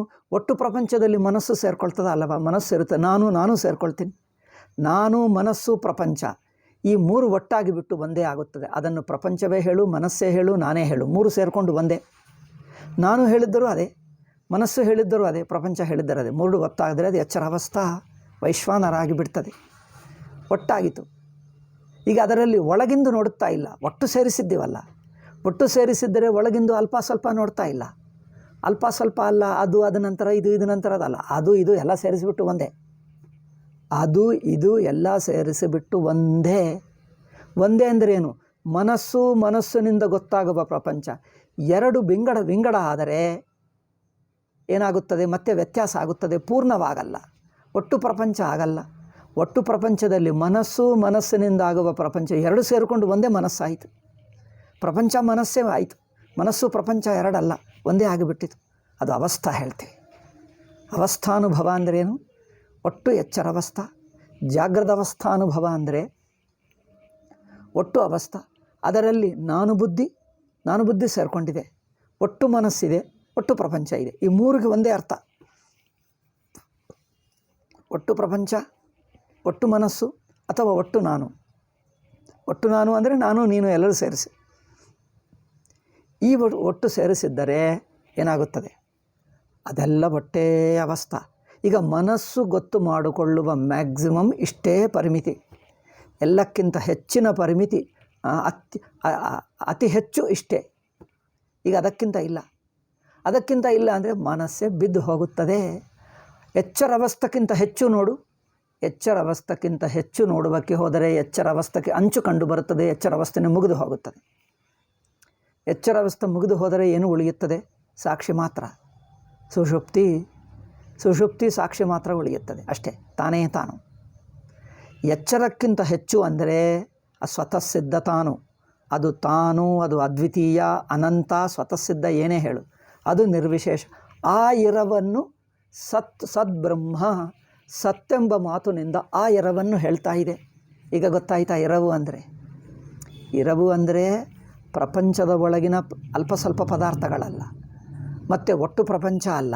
ಈ ಎರಡನ್ನು ದಾಟಿದ್ದರೆ, ಅಂದರೆ ಅಲ್ಪ ಸ್ವಲ್ಪ ಪದಾರ್ಥಗಳು ಒಟ್ಟು ಪ್ರಪಂಚದಲ್ಲಿ ಸೇರಿಸು, ಒಟ್ಟು ಪ್ರಪಂಚವನ್ನು ನುಂಗಿಬಿಡು. ಯಾವ ಇರವು ನುಂಗುತ್ತದೋ ಅಂದರೆ ಆಕಾರವಿಲ್ಲದ ಅರಿವು ಮಾತ್ರ ಉಳಿಯುತ್ತದೆ, ಇರವು ಮಾತ್ರ ಉಳಿಯುತ್ತದೆ. ಅಷ್ಟು ಇಷ್ಟು ಎಂದು ಯಾವ ಪರಿಮಾಣವೂ ಹೇಳಕ್ಕಾಗದೆ ಯಾವ ವೃತ್ತಿ ಇಲ್ಲದ ಇರವು ಮಾತ್ರ. ಮನಸ್ಸನ್ನು ನುಂಗಿದೆ ಅಂದರೆ ಅರ್ಥವೇನು? ವೃತ್ತಿಯನ್ನು ನುಂಗಿಬಿಟ್ಟಿದೆ. ಇರವು ವೃತ್ತಿಯನ್ನು ನುಂಗುತ್ತದೆ, ಇರವು ಮಾತ್ರ ಇರುತ್ತದೆ. ವೃತ್ತಿಯನ್ನು ನುಂಗಿ ತಾನೇ ತಾನು ಸ್ವತಃಸಿದ್ಧ, ಅನಂತ, ಅದ್ವಿತೀಯ. ಸ್ವತಃಸಿದ್ಧ, ಅನಂತ, ಅದ್ವಿತೀಯ. ಈಗ ಅದಕ್ಕಿಂತ ಹೆಚ್ಚು ಯಾವುದೂ ಇಲ್ಲ. ಹೆಚ್ಚೆಂಬ ಮಾತಕ್ಕೆ ಅರ್ಥವೇ ಇಲ್ಲ, ಊಹಿಸ್ಕೊಳ್ಳೋಕ್ಕೆ ಆಗಲ್ಲ. ಊಹಿಸುವ ಮನಸ್ಸೇ ಮುಳುಗಿ ಹೋಯ್ತಲ್ಲ. ಆ ಇರವು ಸತ್ತೆಂಬ ಮಾತಿಗೆ ಸ್ವತಃ ಸಿದ್ಧ ಇರವು ಎಂದರ್ಥ. ಈಗ ಗೊತ್ತಾಯ್ತಾ? ಈ ಸ್ವತಃ ಸಿದ್ಧ ಇರವನ್ನು ಸತ್ತೆಂಬ ಮಾತು ತೋರಿಸ್ತಾ ಇದೆ. ನಾವು ಇರವನ್ನು ಎರಡು ಬಗೆ ನೋಡ್ತೀವಿ, ಒಂದು ಅಲ್ಪ ಸ್ವಲ್ಪ, ಒಂದು ಒಟ್ಟು. ಅಲ್ಪ ಸ್ವಲ್ಪ ಅಲ್ಲ, ಒಟ್ಟಲ್ಲ. ಯಾವ ಬಗೆಯಾದ ಸಂಬಂಧವಿಲ್ಲದ, ಪರಿಮಾಣವಿಲ್ಲದ, ಅಷ್ಟು ಇಷ್ಟು ಎಂದು ಹೇಳಕ್ಕಾಗದ ಸ್ವತಃ ಸಿದ್ಧವಾಗಿರುವ ಅನಂತವಾದ ಇರವು. ಆ ಇರವನ್ನು ಸತ್ ಎಂದು ಹೇಳುತ್ತಾ ಇದೆ. ಸದ್ಬ್ರಹ್ಮ ಸದೇವ ಸೌಮ್ಯ ಇದಮಗ್ರ ಆಸೀತ್ ಎಂದು ಛಾಂದೋಗ್ಯ ಉಪನಿಷತ್ತಿನಲ್ಲಿ ಸೃಷ್ಟಿ ಅಂದರೆ ಈ ಜಗತ್ತೆಲ್ಲ ಹುಟ್ಟುವಕ್ಕೆ ಮುಂಚೆ ಎಲ್ಲ ಅಂದರೆ ಏನು? ಒಟ್ಟವಸ್ಥೆ ಇಲ್ಲದಿರುವಾಗ ಅಂದರೆ ಒಟ್ಟವಸ್ಥೆಯನ್ನು ನುಂಗಿಬಿಟ್ಟಿರುವ ಇರವು. ಅವಸ್ಥಾ ತನ್ನಲ್ಲಿ ಅಡಕವಾಗಿದೆ, ತಾನು ಇನ್ನೂ ಅವಸ್ಥೆಗಿಂತ ವ್ಯಾಪಕವಾಗಿದ್ದಾನೆ. ಅದರಲ್ಲಿ ಅಷ್ಟು ಇಷ್ಟು, ಅದು ಇದು, ಹಾಗೆ ಹೀಗೆ ಏನು ಹೇಳಕ್ಕಾಗದಂಥ ಇರವು. ಪರಿಮಾಣವಿಲ್ಲದ, ಅಳತೆ ಇಲ್ಲದ ಇರವು. ಆಯಿತಾ? ಪರಿಮಾಣವಿಲ್ಲದ, ಅಳತೆ ಇಲ್ಲದ ಇರವು, ಅದು ಸದ್ಬ್ರಹ್ಮ ಎಂದು ಹೇಳಿದೆ ಅಲ್ಲವೇ? ಹೀಗೆ ಸತ್ತಂದ್ರೇನು ಎಂದು ತಿಳ್ಕೊಂಡಿದ್ದೇವೆ. ಅದು ವಿಧಿರೂಪ ಪದ, ಪಾಸಿಟಿವ್ ಪದದಿಂದ, ಪಾಸಿಟಿವ್ ವರ್ಡ್ನಿಂದ ಬ್ರಹ್ಮವನ್ನು ತಿಳಿಸುವುದಾದರೆ ಈಗ ಹೀಗೆ ತಿಳಿಸುತ್ತದೆ. ಆದರೂ ಅದು ಸವಿಶೇಷ ಬ್ರಹ್ಮವನ್ನು ತಿಳಿಸುತ್ತಾ ಇಲ್ಲ. ಏಕೆ? ಸತ್ತೆಂಬ ಮಾತು ವಿಚಿತ್ರ ಮಾತು. ಎಲ್ಲ ಸಂಬಂಧಗಳನ್ನು, ಪರಿಮಾಣಗಳನ್ನು ಮೀರಿ ಸ್ವತಃಸಿದ್ಧವಾದನ್ನೇ ನೇರಾಗಿ ತಿಳಿಸುತ್ತಾ ಇದೆ. ಪ್ರಪಂಚರಹಿತ ನಿರ್ವಿಶೇಷಂ ಬ್ರಹ್ಮ, ತಾನೇ ತಾನು ಸ್ವತಃಸಿದ್ಧವಾಗಿ ಉಳಿದಿದೆ. ತಾನು ಅಂದರೆ ನಾನು ಅಲ್ಲ, ಅಂದರೆ ತಾನು ಅಂದರೆ ನನ್ನ ಕುರಿತು ಒಂದು ಯೋಚನೆ ಇದ್ದರೆ, ವೃತ್ತಿ ಇದ್ದರೆ ಅದು ನಾನಾಗುತ್ತದೆ. ತನ್ನ ಕುರಿತು ವೃತ್ತಿ ಇಲ್ಲ, ಆದರೆ ಇದ್ದಾನೆ. ಇದು ನೋಡಿ, ಇದು ತುಂಬ ಒಳ್ಳೆಯ ವಿಷಯ, ಅತಿ ಮುಖ್ಯ ವಿಷಯ ನೋಡಿ. ನಾನು ಅಂದರೆ ವೃತ್ತಿರೂಪವಾಗಿ ತಿಳ್ಕೊಂಡರೆ ಅದು ನಾನು ಆಗುತ್ತದೆ. ವೃತ್ತಿಯನ್ನು ಕರಗಿಸಿ ಇದೆ.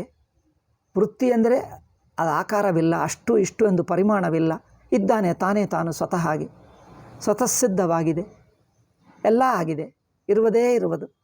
ಅದು ತಾನು ಹೇಳ್ತೀವಿ. ತಾನು ಅಂದರೆ ಒಂದಾನೊಂದು ಪರಿಮಾಣ ಅಲ್ಲ, ಒಂದಾನೊಂದು ಸಂಬಂಧದ ಇರವಲ್ಲ, ಸಂಬಂಧರಹಿತ, ಪರಿಮಾಣರಹಿತ ಇರವು. ಆಯಿತಾ? ಸಂಬಂಧರಹಿತ, ಪರಿಮಾಣರಹಿತ ಸತ್ತಾ, ಸದ್ರೂಪ ಬ್ರಹ್ಮ. ಈ ತರಹವನ್ನು ತಾನು ಎಂದು ಹೇಳಿದ್ದೇವೆ. ತಾನು ಅಂದರೆ ಆತ್ಮ. ಹಾಗೆ ತಾನು ಅಂದರೆ ಸರ್ವ ಸಂಬಂಧಗಳನ್ನು, ಪರಿಮಾಣಗಳನ್ನು ಎಲ್ಲವೂ ಮೀರಿ ಇನ್ನು ಯಾವ ಪರಿಮಾಣಕ್ಕೆ ಸಿಗಲ್ಲ, ಯಾವ ಸಂಬಂಧಕ್ಕೆ ಸಿಗಲ್ಲ, ಇರುವುದು ಮಾತ್ರ ಬಿಡಲ್ಲ. ಪರಿಮಾಣಕ್ಕೆ ಸಿಗಲ್ಲ, ಯಾವ ಪರಿಮಾಣ ಹೇಳೋಕ್ಕಾಗಲ್ಲ, ಯಾಕಂದರೆ ಯಾವ ಪರಿಮಾಣವೂ ಇಲ್ಲ. ಎಷ್ಟಾದರೂ ಊಹಿಸ್ಕೊ, ದೊಡ್ಡ ಪರಿಮಾಣವೂ ಇಲ್ಲ, ಎಲ್ಲಕ್ಕಿಂತ ಹೆಚ್ಚಿನದೂ ಇಲ್ಲ, ಸಣ್ಣದೂ ಇಲ್ಲ, ಯಾವ ಪರಿಮಾಣವಿಲ್ಲ. ಇರುವುದು ಮಾತ್ರ ಬಿಡಲ್ಲ. ಅದು ಅನುಭವ. ಸತ್ತೆಂಬ ಮಾತಿಗೆ ಸಾಕ್ಷಾತ್ತು ತನ್ನ ಅನುಭವವನ್ನೇ ಹೇಳುತ್ತಾ ಇದೆ, ಸ್ವತಃ ಸಿದ್ಧಾನುಭವವನ್ನೇ ಹೇಳುತ್ತಾ ಇದೆ. ಇದಾದ ನಂತರ ಬ್ರಹ್ಮಪದ. ಇವೆಲ್ಲ ಪಾಸಿಟಿವ್ ಪದಗಳು. ಹೇಗೆ ಬ್ರಹ್ಮವನ್ನು ನಿರ್ವಿಶೇಷವಾಗಿ ತಿಳಿಸುತ್ತವೆಯೋ ನೋಡಿ, ಎಷ್ಟು ಚೆನ್ನಾಗಿದೆ. ಸತ್ ಅಂದರೆ ಬ್ರಹ್ಮವೇ, ಆತ್ಮಸ್ವರೂಪವೇ ಎಂದು ತಿಳ್ಕೊಂಡಿದ್ದೀವಿ. ಈಗ ಮುಂದಿನ ಪದ ಬ್ರಹ್ಮ. ಏವಂ ಬ್ರಹ್ಮಶಬ್ದೋಪಿ, ಇಲ್ಲಿ ನೋಡಿ, ಏವಂ ಬ್ರಹ್ಮಶಬ್ದೋಪಿ ನಿರ್ವಿಶೇಷಾದ್ವಿತೀಯ ತತ್ವಮೇವ ಗಮಯತಿ. ಈ ಬ್ರಹ್ಮಶಬ್ದವು ಹಾಗೆ ವಿಶೇಷರಹಿತ ನಿರ್ವಿಶೇಷ ಅದ್ವಿತೀಯ ತತ್ವವನ್ನೇ ತಿಳಿಸುತ್ತಾ ಇದೆ. ಏಕೆಂದರೆ ಬ್ರಹ್ಮ ಎಂಬ ಶಬ್ದಕ್ಕೆ ಅರ್ಥವೇನು ಯೋಚನೆ ಮಾಡಿ.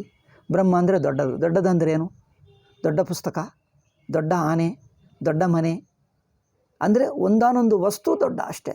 ಆನೆಗಳಲ್ಲಿ ದೊಡ್ಡ ಆನೆ, ದೊಡ್ಡ ಮಾವಿನ ಹಣ್ಣು, ಮಾವಿನ ಹಣ್ಣುಗಳಲ್ಲಿ ದೊಡ್ಡ ಮಾವಿನ ಹಣ್ಣು ಅಷ್ಟೇ. ದೊಡ್ಡ ಮರ ಅಂದರೆ ಮರಗಳಲ್ಲಿ ದೊಡ್ಡ, ಅಂದರೆ ಮರಗಳಲ್ಲಿ ದೊಡ್ಡ ಅಂದರೆ ಅದು ಒಂದು ಪರಿಮಾಣ. ಬಟ್ ಇದು ದೊಡ್ಡದು. ಎಷ್ಟು ದೊಡ್ಡದು ಅಂದರೆ ಎಷ್ಟು ಎಂದು ಹೇಳಕ್ಕಾಗದೇ ಇರುವಂಥ ದೊಡ್ಡದು. ಅಂದರೆ ಏನಾಯಿತು? ಮನಸ್ಸು ಊಹಗಳೆಲ್ಲ ಮುಳುಗಿ ಹೋಗಿ, ವೃತ್ತಿಗಳೆಲ್ಲ ಮುಳುಗಿ ಹೋಗಿ ಸ್ವತಃ ಸಿದ್ಧವಾಯಿತು. ಅದನ್ನೇ ಬ್ರಹ್ಮ ಎಂದು ಹೇಳಿದ್ದಾರೆ. ಯಾವ ಅಳತೆಗೂ ಸಿಗಲ್ಲ. ದೊಡ್ಡ ಅಂದ್ರೇನು? ಇನ್ನೊಂದಿನಿಂದ ಹೋಲಿಸಿ ಅದಕ್ಕಿಂತ ದೊಡ್ಡ ಹೇಳ್ತೀವಿ. ಇಲ್ಲಿ ಹೋಲಿಸುವುದಕ್ಕಿನ್ನೊಂದಿಲ್ಲ, ಸಣ್ಣದಿಲ್ಲ. ಸಣ್ಣದಿಲ್ಲದ ದೊಡ್ಡದು ಹೇಳಿ. ಒಂದು ಸಣ್ಣದಿದ್ದರೆ ಹೋಲಿಸಿ ಅದಕ್ಕಿಂತ ಇದು ದೊಡ್ಡದು ಹೇಳ್ತೀವಿ. ಹೋಲಿಸುವುದಕ್ಕಿನ್ನೊಂದಿಲ್ಲ. ದೊಡ್ಡ ಅಂದರೆ ಎಷ್ಟು ದೊಡ್ಡ ಹೇಳಿ. ಹೋಲಿಸುವುದಕ್ಕೆ ಸಣ್ಣದಿಲ್ಲ, ಅದಕ್ಕಿಂತ ಸಣ್ಣದು ಇನ್ನೊಂದಿಲ್ಲವೇ ಇಲ್ಲ. ಬ್ರಹ್ಮಕ್ಕಿಂತ ಸಣ್ಣದು ಹೋಲಿಸುವುದಕ್ಕೆ ಇನ್ನೊಂದಿಲ್ಲ. ಏಕೆ? ಹೋಲಿಸುವುದಕ್ಕೆ ಇನ್ನೊಂದಿಲ್ಲವೇ ಇಲ್ಲ. ಆದರೂ ದೊಡ್ಡದು ಹೇಳಿದ್ದೀನಿ. ಏನರ್ಥ ಬರುತ್ತದೆ? ದೊಡ್ಡದು ಅಂದರೆ ಎಲ್ಲ ಎಷ್ಟಿದೆಯೋ ಅಷ್ಟು, ಏನನ್ನು ಬಿಡದೆ, ಏನನ್ನು ಕಮ್ಮಿ ಮಾಡದೆ ಸರ್ವ ತಾನೇ ಆ ಅರ್ಥದಲ್ಲಿ. ಆದ್ದರಿಂದ ಬ್ರಹ್ಮ ಎಂಬ ಪದವು ವಿಧಿಮುಖೇನ ಹೇಳುತ್ತಾ, ಅಂದರೆ ವಿಧಿರೂಪವಾಗಿರುವ ಪದ ವಿಧಿಮುಖದಿಂದ ಅರ್ಥವನ್ನು ಹೇಳುತ್ತಾ, ಯಾವುದೇ ಒಂದು ಲೌಕಿಕ ದೊಡ್ಡದಲ್ಲ, ಮನಸ್ಸು ದೊಡ್ಡದಲ್ಲ, ಶರೀರವು ದೊಡ್ಡದಲ್ಲ, ಮರಗಿಡ ದೊಡ್ಡದಲ್ಲ, ಮನೆ ದೊಡ್ಡದಲ್ಲ, ಊರು ದೊಡ್ಡದಲ್ಲ, ದೇಶವೂ ದೊಡ್ಡದಲ್ಲ. ದೇಶದಲ್ಲಿ ಎಲ್ಲಕ್ಕಿಂತ ದೊಡ್ಡದು ಯಾವುದು? ದೊಡ್ಡ ದೇಶ ಅಂದರೆ ಅನಂತ ಆಕಾಶ. ಕಾಲ ದೊಡ್ಡದು ಅಂದರೆ ಭೂತ ಭವಿಷ್ಯತ್ ವರ್ತಮಾನ ಮೂರು ಸೇರಿರುವಂಥ ಒಟ್ಟು ಕಾಲ. ವಸ್ತು ದೊಡ್ಡದು ಅಂದರೆ ಅಷ್ಟೇ, ಎಲ್ಲವೂ ಒಟ್ಟು ಪ್ರಪಂಚ. ಇದು ಹೇಳ್ತಾ ಇದ್ದಾನೆ. ಅದಾದರೂ ಹೋಲಿಸಬಹುದು.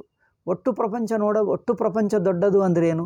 ಪ್ರಪಂಚದ ಒಳಗಿನ ಸಣ್ಣ ಪದಾರ್ಥಕ್ಕಿಂತ ಹೋಲಿಸಿ ದೊಡ್ಡದು ಹೇಳ್ತಾ ಇದ್ದೀವಿ ಅಲ್ಲವೇ? ಇಲ್ಲಿ ಹೋಲಿಸುವುದಕ್ಕಿನ್ನೊಂದಿಲ್ಲ. ದೊಡ್ಡದೆಂಬ ಮಾತುಕರ್ತ ತಾನೇ ತಾನು, ಎಲ್ಲವೂ ತಾನಾಗಿರುವ ತಾನು. ಇಂಕಷ್ಟೇ. ಹೋಲಿಸುವುದಕ್ಕಿನ್ನೊಂದಿಲ್ಲ, ಹೆಚ್ಚು ಕಮ್ಮಿ ಇಲ್ಲ. ಎಲ್ಲ ಅಳತೆಗಳು ಮುಳುಗಿ ಹೋಗಿರುವಂಥ ದೊಡ್ಡದು. ಆ ದೊಡ್ಡದೆಂಬ ಮಾತು ನೋಡಲಿಕ್ಕೆ ವಿಧಿರೂಪವಾಗಿದ್ದರೂ ಅದು ನಿರ್ವಿಶೇಷ ಬ್ರಹ್ಮವನ್ನೇ ತಿಳಿಸುತ್ತದೆ. ಅದೇ ಸ್ವಾಮೀಜಿ ಹೇಳ್ತಾ ಇದ್ದಾರೆ ನೋಡಿ, ಬ್ರಹ್ಮಶಬ್ದೋಪಿ ನಿರ್ವಿಶೇಷಾದ್ವಿತೀಯ ತತ್ವಮೇವ ಗಮಯತಿ. ಬ್ರಹ್ಮಶಬ್ದವು ನಿರ್ವಿಶೇಷ, ಯಾವ ವಿಶೇಷವಿಲ್ಲದ ಬ್ರಹ್ಮವನ್ನೇ ತಿಳಿಸುತ್ತಾ ಇದೆ. ಇದಕ್ಕೆ ಉಪನಿಷತ್ತು ವಾಕ್ಯ, ಉಪನಿಷತ್ತಿನ ವಾಕ್ಯವನ್ನು ಉದಾಹರಿಸ್ತಾ ಇದ್ದಾರೆ. ಬ್ರಹ್ಮೈವೇದಮೃತಂ ಪುರಸ್ತಾತ್. ನೋಡಿ, ಈ ಬ್ರಹ್ಮ ಎಲ್ಲಿದೆ? ಬ್ರಹ್ಮೈವೇದಮೃತಂ ಪುರಸ್ತಾತ್ ಮುಂದೆ ಇದೆ. ಏನು? ಬ್ರಹ್ಮ ಪಶ್ಚಾತ್ ಹಿಂದೆ ಇದೆ. ಬ್ರಹ್ಮ ದಕ್ಷಿಣತಃ, ಬ್ರಹ್ಮ ಉತ್ತರತಃ. ದಕ್ಷಿಣಕ್ಕೆ ಬ್ರಹ್ಮ, ಉತ್ತರಕ್ಕೆ ಬ್ರಹ್ಮ, ಮುಂದೆ ಬ್ರಹ್ಮ, ಹಿಂದೆ ಬ್ರಹ್ಮ. ಅಂದರೆ ಮುಂದೆ ಹಿಂದೆ ಲೆಫ್ಟ್ಗೂ ರೈಟ್ಗೂ. ಅಂದರೆ ಏನು? ದಕ್ಷಿಣಕ್ಕೆ ವಾಮಕ್ಕೆ ಎಲ್ಲ ನಾಲ್ಕು ಕಡೆನೂ ಬ್ರಹ್ಮ ಇದ್ದರೆ ಈಗ ದಿಕ್ಕುಗಳೆಂಬ ಮಾತು ಅರ್ಥ ಹೋಗುತ್ತದೆ. ಅಂದರೆ ಹಿಂದೆ ಮುಂದೆಗಳಿಲ್ಲ, ಹಿಂದೆ ಮುಂದೆ ಎಂಬ ಸಂಬಂಧಗಳಿಲ್ಲ. ಏಕೆ? ಅಲ್ಲಿ ಅದೇ ಇಲ್ಲಿ ಅದೇ ಅಂದರೆ ಅದಕ್ಕಿದಕ್ಕೆ ಎಂದು ಸಂಬಂಧ ಹೇಗೆ ಹೇಳಕ್ಕಾಗ್ತದೆ? ಆದ್ದರಿಂದ ಬ್ರಹ್ಮೈವೇದಂ ಪುರಸ್ತಾತ್, ಬ್ರಹ್ಮೈವೇದಮೃತಂ ಪುರಸ್ತಾತ್, ಬ್ರಹ್ಮ ಪಶ್ಚಾತ್, ಬ್ರಹ್ಮ ದಕ್ಷಿಣತಶ್ಚ ಉತ್ತರೇಣ, ಅಧಶ್ಚೋರ್ಧಂಚ ಪ್ರಸೃತಂ ಬ್ರಹ್ಮೈವ ಇದಂ ವಿಶ್ವಮಿದಂ ವರಿಷ್ಠಂ. ಇದೇ ವಿಶ್ವಂ. ವಿಶ್ವ ಅಂದರೆ ಒಳ್ಳೆ, ವಿಶ್ವ ಅಂದರೆ ಎಲ್ಲ ಎಂದರ್ಥ. ವಿಶ್ವ ಸರ್ವಂ ಎಂದರ್ಥ. ಸಂಸ್ಕೃತದಲ್ಲಿ ವಿಶ್ವಂ ಅಂದರೆ ಸರ್ವಂ. ಇದಂ ವರಿಷ್ಠಂ, ಎಲ್ಲಕ್ಕಿಂತ ಶ್ರೇಷ್ಠದ್ದು. ಅಧಶ್ಚ ಊರ್ಧ್ವಂಚ ಪ್ರಸೃತಂ, ಮೇಲೇನೂ ಇದೆ ಕೆಳಗೂ ಇದೆ. ಅಂದರೆ ಮೇಲೆ ಕೆಳಗೆ ಎಂದು ಸಂಬಂಧ ಹೇಳೋಕ್ಕಾಗಲ್ಲ, ತನಗಿಂತ ಬೇರೆ ಏನಿಲ್ಲ ಎಂದರ್ಥ ಅಷ್ಟೇ. ಇಲ್ಲಿ ನೋಡಿ, ಮುಂದೆ ಇದೆ, ಹಿಂದೆ ಇದೆ, ದಕ್ಷಿಣಕ್ಕಿದೆ, ಉತ್ತರಕ್ಕಿದೆ, ಮೇಲೆ ಇದೆ, ಕೆಳಗೆ ಇದೆ ಅಂದರೆ ಅರ್ಥವೇನು? ಮೇಲೆ ಕೆಳಗೆ ಎಂಬ ಸಂಬಂಧಗಳಿವೆಯಾ ಏನು? ಉತ್ತರ ದಕ್ಷಿಣ, ಮುಂದೆ ಹಿಂದೆಗಳಿಲ್ಲ. ಅಂದರೆ ತಾನು ಒಬ್ಬನೆಂಬ ಪರಿಮಿತಿ ಇಟ್ಕೊಂಡರೆ ಮುಂದೆ ಹಿಂದೆ ಆಗುತ್ತದೆ. ತಾನು ಮಧ್ಯದಲ್ಲಿ ಒಂದು ಬಿಂದು ಇಟ್ಟರೆ ಮುಂದೆ ಹಿಂದೆ ಆಗುತ್ತದೆ. ಬಿಂದೇ ಇಲ್ಲ, ಎಲ್ಲವೂ ತಾನಾಗಿರುವವರಿಗೆ ಮುಂದೆ ಹಿಂದೆ ಏನು? ಆದ್ದರಿಂದ ಮುಂದೆ ಹಿಂದೆನೂ ಬ್ರಹ್ಮವೇ ಎಂದು ಹೇಳ್ತಾ ಇದ್ದಾರೆ. ಅಂದರೆ ಮುಂದೆ ಹಿಂದೆ ಎಂಬ ಅಳತೆಗಳು, ಸಂಬಂಧಗಳು ಇಲ್ಲದ ಬ್ರಹ್ಮ ಅಂದರೆ ಒಟ್ಟು ಬ್ರಹ್ಮ, ಎಲ್ಲವೂ ತಾನೇ ಎಂಬ ಬ್ರಹ್ಮ. ಆದ್ದರಿಂದ ಬ್ರಹ್ಮೈವೇದಂ ವಿಶ್ವಮಿದಂ ವರಿಷ್ಠಂ ಇತಿ ಶ್ರುತೇ. ಇದು ಮುಂಡಕ ಉಪನಿಷತ್ತಿನ ವಾಕ್ಯ. ಇದರ ಮೇಲೆ ಭಾಷ್ಯಕಾರರು ಕೊಟ್ಟಿರುವ ತನ್ನ ವ್ಯಾಖ್ಯಾನ ಇದೆ. ಬ್ರಹ್ಮೈವೇದಂ ವಿಶ್ವಂ ಸಮಸ್ತಂ, ವಿಶ್ವಂ ಅಂದರೆ ಸಮಸ್ತಂ, ಇದಂ ಜಗತ್, ಒಟ್ಟು ಜಗತ್ತು. ಒಟ್ಟು ಅಂದರೆ ಏನು? ಒಟ್ಟು ಜಗತ್ತಂದರೆ ಹಿಂದೆ ಹೇಳಿದ್ವಲ್ಲ, ಒಟ್ಟು ಜಗತ್ತಂದರೆ ಒಟ್ಟು ಮನಸ್ಸು. ಒಟ್ಟು ಮನಸ್ಸಂದರೆ ಒಟ್ಟು ನಾನು. ಒಟ್ಟು ನಾನು ಅಂದರೆ ನಾನು, ನನಗಿಂತ ಬೇರೆ ಎಲ್ಲವೂ ಸೇರಿಸಿ. ಈಗ ಯಾರೂ ಉಳಿಯಲಿಲ್ಲ, ಓಲ್ತಿಂಗ್ ಒಟ್ಟು. ಇದನ್ನು ದಾಟಿದ್ದ ಬ್ರಹ್ಮ. ಏಕೆಂದರೆ ಈ ಒಟ್ಟೆನ್ನುವುದು ಒಂದು ಮನಸ್ಸಿನ ದೃಷ್ಟಿ. ಆ ಮನಸ್ಸನ್ನು ಮುಳುಗಿಸಿದೆ, ನುಂಗಿಬಿಟ್ಟಿದೆ. ಅದು ಬ್ರಹ್ಮ. ಸುಷುಪ್ತಿ ಹೇಗಿದೆಯೋ ಹಾಗೆ ಸುಷುಪ್ತಿಯ ಬ್ರಹ್ಮ, ಇನ್ನೇನು. ಬ್ರಹ್ಮೈವೇದಂ ವಿಶ್ವಂ ಸಮಸ್ತಂ ಇದಂ ಜಗತ್ ವರಿಷ್ಠಂ ವರತಮಂ. ಅಂದರೆ ಅಬ್ರಹ್ಮ ಪ್ರತ್ಯಯ. ಎಲ್ಲವೂ ಅಖಂಡ ಅನಂತ ಅದ್ವಿತೀಯವಾದರೆ ಅದಕ್ಕಿಂತ ಬೇರೆ ಏನೇ ಅನುಭವಕ್ಕೆ ಬರಲಿ, ಊಹಿಸಿಕೊಳ್ಳಲಿ, ಅದೆಲ್ಲ ಸುಳ್ಳು. ಅಬ್ರಹ್ಮ ಪ್ರತ್ಯಯ ಸರ್ವ ಅವಿದ್ಯಾ ಮಾತ್ರ. ಅಬ್ರಹ್ಮ ಪ್ರತ್ಯಯ, ಬ್ರಹ್ಮಗಿಂತ ಕಮ್ಮಿ, ಬ್ರಹ್ಮಗಿಂತ ಬೇರೆ, ಬ್ರಹ್ಮಗಿಂತ ಕಮ್ಮಿ ಎಂದು ನಿಮಗೆ ಅನಿಸಿದ್ದರೆ ಅದು ಕೇವಲ ಭ್ರಾಂತಿ ಮಾತ್ರ, ಅವಿದ್ಯಾ ಮಾತ್ರ. ಅವಿದ್ಯಾ ಮಾತ್ರ. ಬ್ರಹ್ಮಗಿಂತ ಕಮ್ಮಿ, ಆಕಾಶಕ್ಕಿಂತ ಕಮ್ಮಿ ಅಂದರೆ ಏನಪ್ಪ? ಕಮ್ಮಿ ಎಂದು ಹೇಳೋಕ್ಕಾಗಲ್ಲ. ಆಕಾಶಕ್ಕಿಂತ ಬೇರೆ ಎಲ್ಲಿ ಊಹಿಸಿಕೊಳ್ಳುವುದು? ಬೇರೆ ಎನ್ನುವುದು ಆಕಾಶದಲ್ಲೇ. ಆಕಾಶಕ್ಕಿಂತ ಹೊರಗೆ ಒಳಗೆ ಏನಿಲ್ಲ. ಆದ್ದರಿಂದ ಆಕಾಶಕ್ಕಿಂತ ಹೊರಗೆ ಎಂದು ಹೇಳೋಕ್ಕಾಗಲ್ಲ, ಅಂಥದ್ದು ಊಹಿಸ್ಕೊಳ್ಳೋಕ್ಕೆ ಆಗಲ್ಲ. ಆದ್ದರಿಂದ ಏನು ಹೇಳಿದ್ದಾರೆ? ಅಬ್ರಹ್ಮ ಪ್ರತ್ಯಯ ಸರ್ವೋಪಿ ಅವಿದ್ಯಾ ಮಾತ್ರ. ಬ್ರಹ್ಮಕ್ಕಿಂತ ಬೇರೆ ಎಂದ ಅನಿಸಿಕೆಯೇ ತಪ್ಪು. ಏಕೆಂದರೆ ಆ ಅನಿಸಿಕೆಯೂ ಬ್ರಹ್ಮವೇ. ನೋಡಿ, ಬ್ರಹ್ಮಕ್ಕಿಂತ ಬೇರೆ ಎಂಬ ಅನಿಸುವುದು ಬ್ರಹ್ಮದಲ್ಲೇ ಅನಿಸುತ್ತಾ ಇದೆ. ಬ್ರಹ್ಮಗಿಂತ ಹೊರಗೆ ಏನೂ ಇಲ್ಲ. ಎಷ್ಟು ಚೆನ್ನಾಗಿದೆ. ಹಾವು ಎಲ್ಲಿದೆ? ಹಗ್ಗ ಮೇಲೆ ಇದೆಯಾ, ಹಗ್ಗ ಒಳಗೆ ಇದೆಯಾ? ಹಗ್ಗಕ್ಕಿಂತ ಹೊರಗೆ ಇಲ್ಲ, ಹಗ್ಗ ಒಳಗೇ ಇದೆ. ಹಾವೆನ್ನುವುದು ಹಗ್ಗದಲ್ಲಿ ಮುಳುಗಿ ಹೋಗಿ ಹಗ್ಗ ಆಗಿದೆ. ಹಗ್ಗದ ದೃಷ್ಟಿಗೆ ಹಾವಿದೆಯಾ? ಇಲ್ಲ. ಎಲ್ಲಿದೆ? ತನ್ನಲ್ಲೇ ಮುಳುಗಿ ಹೋಯಿತು. ನಮಗೆ ಕಂಡು ಬರುವ ಹಾವು, ಸರ್ಪ ರಜ್ಜು ದೃಷ್ಟಿಯ ರಜ್ಜುದಲ್ಲಿ ಮುಳುಗೇ ಹೋಗಿದೆ. ನಮ್ಮ ದೃಷ್ಟಿಗೆ ಕಂಡು ಬರುವ ಸರ್ಪ ರಜ್ಜು ದೃಷ್ಟಿಯಾಗಿ ರಜ್ಜುದಲ್ಲಿ ಮುಳುಗಿ ಹೋಗಿದೆ. ರಜ್ಜು ಹೆಚ್ಚಿನ ವ್ಯಾಪಕ, ಸರ್ಪ ಸ್ವಲ್ಪ ವ್ಯಾಪಕ. ಆದ್ದರಿಂದ ರಜ್ಜುವು ಸರ್ಪವನ್ನೆಲ್ಲ ನುಂಗಿದೆ, ಅದರಲ್ಲಿ ಅಡಕವಾಗಿದೆ, ಹೊರಗೆ ಇಲ್ಲವೇ ಇಲ್ಲ, ಬಿಡಿಯಾಗಿಲ್ಲವೇ ಇಲ್ಲ. ರಜ್ವಾಮಿವ ಸರ್ಪ ಪ್ರತ್ಯಯ. ಭಾಷ್ಯಕಾರರು ಶಂಕರಾಚಾರ್ಯರು ಹೇಳ್ತಾ ಇದ್ದಾರೆ, ರಜ್ವಾಮಿವ ಸರ್ಪ ಪ್ರತ್ಯಯ. ಆಯಿತು, ಬ್ರಹ್ಮ ಶಬ್ದ ಆಯಿತು. ಇನ್ನೂ ಹೇಳಲ್ಲ, ಇನ್ನೊಂದು ಆತ್ಮ ಶಬ್ದ ಇದೆ. ಟಯರ್ಡ್ ಬಾ, ಆಯಾಸವಾಗ್ತಾ ಇದೆ, ಅದರಿಂದ ಸಾಕು, ನಾಳೆನೇ ಹೇಳೋಣ. 38 ನಿಮಿಷ ಆಯ್ತಲ್ಲ, ಸಾಕು. 39 ನಿಮಿಷ. ಇನ್ನೊಂದು ಆತ್ಮ ಶಬ್ದನು, ಆತ್ಮಭೂಮ, ಇನ್ನೂ 2 ಶಬ್ದಗಳಿವೆ. ಇದು ಮನನ. ಒಂದೊಂದು ಪದ ಇಡೀ ಪ್ರಪಂಚವನ್ನು ಬಿಡಿಸುತ್ತಾ ಇದೆ. ಪ್ರಪಂಚದ ಒಳಗಿನ ಸಣ್ಣದಾಗಲಿ ದೊಡ್ಡದಾಗಲಿ ಯಾವುದು ಹೇಳ್ತಾ ಇಲ್ಲ. ಅದು ಪದ ವಿಧಿರೂಪ ಪದ. ವಿಧಿರೂಪ ಪದವಾದರೂ ಒಂದಾನೊಂದು ವಿಶೇಷವನ್ನು ಹೇಳದೆ ಸರ್ವ ವಿಶೇಷಗಳನ್ನು ತನ್ನಲ್ಲಿ ಮುಳುಗಿಸಿಬಿಟ್ಟು ಸ್ವತಃಸಿದ್ಧ ಬ್ರಹ್ಮವನ್ನೇ ಹೇಳುತ್ತಾ ಇದೆ. ಎಷ್ಟು ಚೆನ್ನಾಗಿದೆ ನೋಡಿ, ಅದು ವಿಶೇಷ. ವಿಧಿರೂಪ ಪದಗಳನ್ನು ಬಳಸಿದ್ದರೂ ಶಾಸ್ತ್ರ ಬ್ರಹ್ಮವನ್ನು ಹೇಗೆ ತಿಳಿಸುತ್ತಾ ಇದೆ, ಅದು ಕಲಿಯತಕ್ಕದ್ದು, ಅದು ಪ್ರಕ್ರಿಯೆ. ಆಯಿತಾ? ಆಯಿತು. ಓಂ ಶಾಂತಿ ಶಾಂತಿ ಶಾಂತಿ. ಹರಿ ಓಂ ಶ್ರೀ ಗುರುಭ್ಯೋ ನಮಃ. ಹರಿ ಓಂ ತತ್ಸತ್. ಹೀಗೆ ಮನನ ನಿಧಿಧ್ಯಾಸನ ಹೇಗೆ ಮಾಡಬೇಕು ಎಂದು ಗೊತ್ತಾಗುತ್ತದೆ ಈ ತರಹ. ಕೆಲವು ಸಲ ಕೇಳಿದ್ದರೆ ಈಗ ಮಿಕ್ಕದು ತಾವೇ ಮಾಡಿಕೊಳ್ಳಬಹುದು. ಕುತ್ಕೊಂಡು ಹೀಗೆ ಒಂದು ಪದ ತಗೊಳ್ಳಬೇಕು. ಬ್ರಹ್ಮ ಅಂದರೆ ಏನು? ಅದು ಈ ಪ್ರಪಂಚದ ಒಳಗಿನ ಯಾವ ವಸ್ತುವಲ್ಲ, ಒಟ್ಟು ಪ್ರಪಂಚವೂ ಅಲ್ಲ. ಪ್ರಪಂಚದ ಒಳಗಿಂದಲ್ಲ, ಒಟ್ಟು ಪ್ರಪಂಚವೂ ಅಲ್ಲ. ಮನಸ್ಸಿನ ಒಳಗಿಂದಲ್ಲ, ಒಟ್ಟು ಮನಸ್ಸು ಅಲ್ಲ. ಈಗ ಉಳಿದಿದ್ದೇನು? ತಾನೇ ತಾನು ಸ್ವತಃಸಿದ್ಧ, ಅದು ಬ್ರಹ್ಮ. ಹಾಗೆ ಹೇಳ್ತದೆ. ಹೀಗೆ ಹೇಗೆ ಪರಿಮಿತವನ್ನು ದಾಟಿ ಅನಂತವನ್ನು ತಿಳಿಸುತ್ತಾ ಇದೆಯೋ ಅದನ್ನು ಬ್ರಹ್ಮ ಎಂದು ಹೇಳಿದ್ದೆ. ಆತ್ಮಶಬ್ದ ಇದೆ, ನಾಳೆ ನೋಡೋಣ. ಓಂ ಶಾಂತಿ ಶಾಂತಿ ಶಾಂತಿ. ಹರಿ ಓಂ ಶ್ರೀ ಗುರುಭ್ಯೋ ನಮಃ. ಹರಿ ಓಂ ತತ್ಸತ್.